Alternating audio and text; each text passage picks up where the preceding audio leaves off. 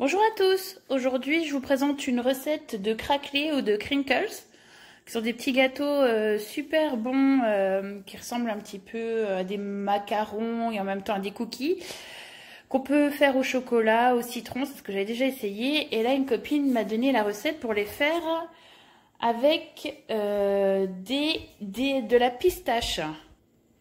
Je vais donc vous donner les ingrédients. Vous aurez besoin de 50 g de farine, 100 g de sucre en poudre, de poudre d'amande, 150 g de sucre glace, 2 blancs d'œufs, c'est-à-dire à peu près 60 g, une grosse cuillère de pâte de pistache, un peu de colorant vert et des brisures de pistache. Et enfin, ça sera pour les rouler dedans, pour leur donner leur côté craquelé. A tout de suite. Alors là, on va mettre dans un robot ou à la main ou au Monsieur Cuisine, Thermomix, KitchenAid, tout ce que vous voulez. Les 3 poudres, donc sucre glace, amande et farine. Alors moi, mes amandes, il y a un gros paquet parce qu'en fait, je les congèle. J'ai eu une fois des mythes alimentaires, j'ai mis 2 ans pour m'en défaire. Ça peut arriver qu'il y en ait directement dans les aliments, surtout les poudres, tout ce qui est fruits à coque et autres. Et de congeler, ça tue tout problème. Donc voilà. Je vais mettre tout ça et je vais le mélanger au robot. Donc là, j'ai toutes mes poudres dans le robot et je vais les mixer 26 secondes à vitesse 4. Pas plus, pas plus haut, parce que si on les frictionne trop, si on les broie trop, elles peuvent devenir de la pâte d'amande. Enfin là, il y a plusieurs choses, donc c'est un peu moins risqué, mais voilà, faut pas y aller trop fort. Donc là, je vais les mixer. Je vais m'occuper de mes blancs en neige.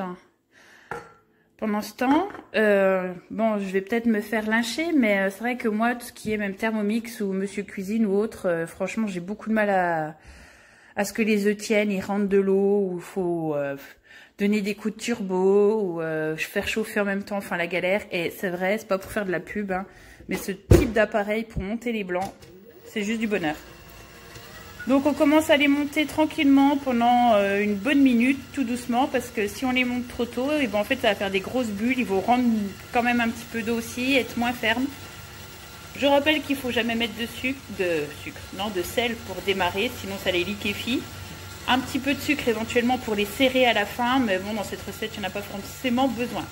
Donc je vais les monter et je vous dis à tout de suite. Donc pendant que ça monte, là je vais rajouter le colorant. Alors il faut y aller vraiment avec des pointes de couteau, fourchette, vous voyez, ou de cuillère, pardon. Ça commence déjà à être pas mal avec un beau vert.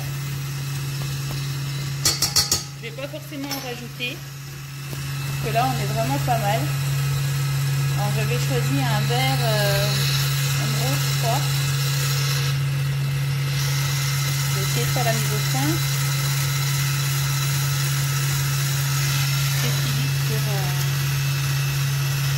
C'est un vert, ouais, émeraude.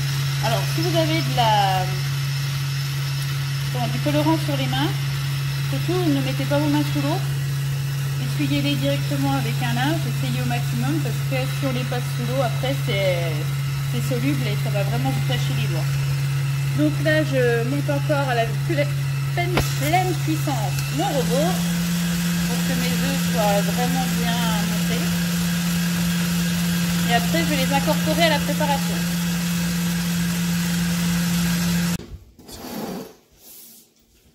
Alors du coup, on va incorporer les œufs, les blancs d'œufs, directement dans la pâte. Mon verre, ça fait bizarre, hein, j'avoue. Alors, il faut essayer de les amalgamer sans les casser. C'est la partie la plus délicate. Hop, faire une espèce de pâte.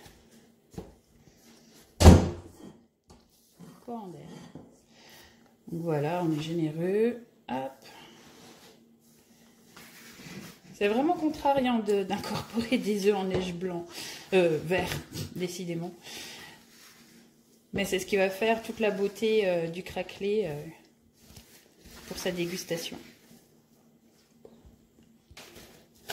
Vous voyez, je continue à amalgamer. En fait, le tout, c'est de juste venir retourner en fait la pâte pour qu'elle s'amalgame directement au blanc d'œuf. Donc voilà, je ne cherche pas plus que ça. Ça fait effectivement une mixture qui est un peu proche des macarons.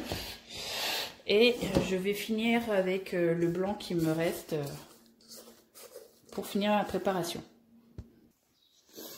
Mon mélange est prêt. Je vais rajouter mes petites brisures de pistache. Et je vais rajouter la pâte de pistache. Alors ça se trouve...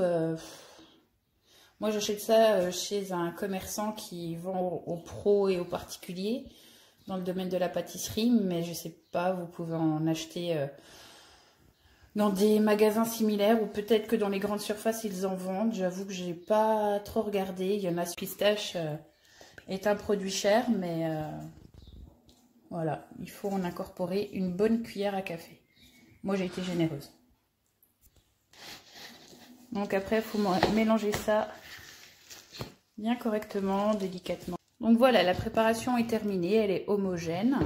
Donc maintenant, on va la filmer et on va la laisser reposer pendant 20 minutes, une demi-heure au frigo. Il faut qu'elle soit un petit peu plus compacte pour faire des boules et les rouler après dans le sucre glace. Alors je prélève une petite cuillère à café, oh non, à soupe plutôt, de boule. Ça colle un peu, c'est normal.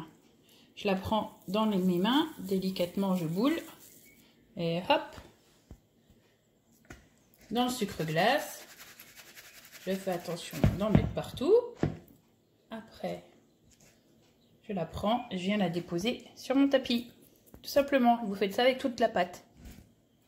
J'ai fini de rouler mes boules, elles sont bien sucrées. Je vais les mettre maintenant au froid, le temps justement que mon four chauffe. On va essayer de les cuire à 180 pendant 20 à 25 minutes. Donc le temps du préchauffage, je les mets au froid pour qu'il y ait cet effet craquelé de température. Voilà, ils sont tout chauds sortis du four. J'ai finalement choisi de les cuire à 155 degrés. Voilà, pour préserver la couleur et du coup, voilà, entre 20 à 25 minutes. J'espère que ça vous aura plu et je vous souhaite une très bonne dégustation. À bientôt!